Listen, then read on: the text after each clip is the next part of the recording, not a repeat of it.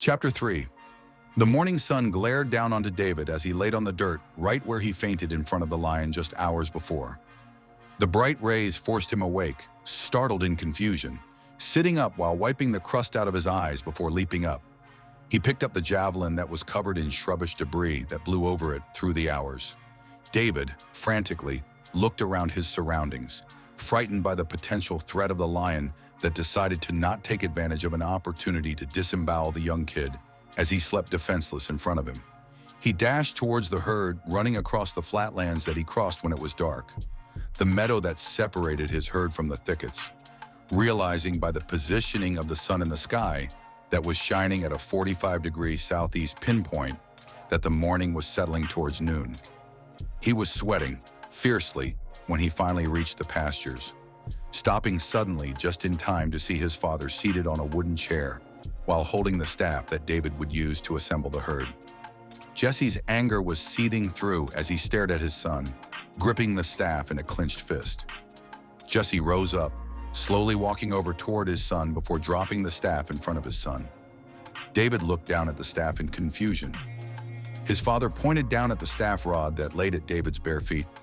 "You won't be needing that anymore for now. Your duties as a shepherd are over, son." David clenched his javelin with a firm grip. Realizing that he was in a mental state of violation against his father, he dropped the javelin to avoid any response that he may regret later. "You God-forsaken boy, where were you?" David wasn't sure which answer he wanted to give.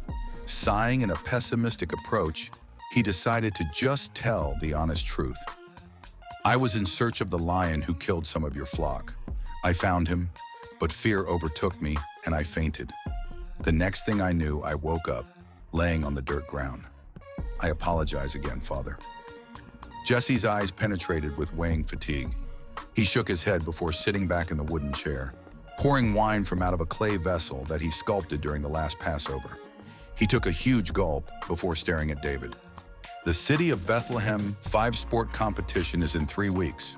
Since your brothers are all away serving their duty in King Saul's military, you're going to have to become the representative of the young male for my house. Instead of making up these lion stories, you can stop being pathetic finally and win for a change, like your brother Eliab." Jesse stood back up. "You know why I'm going to leave everything of the little bit that I have to Eliab?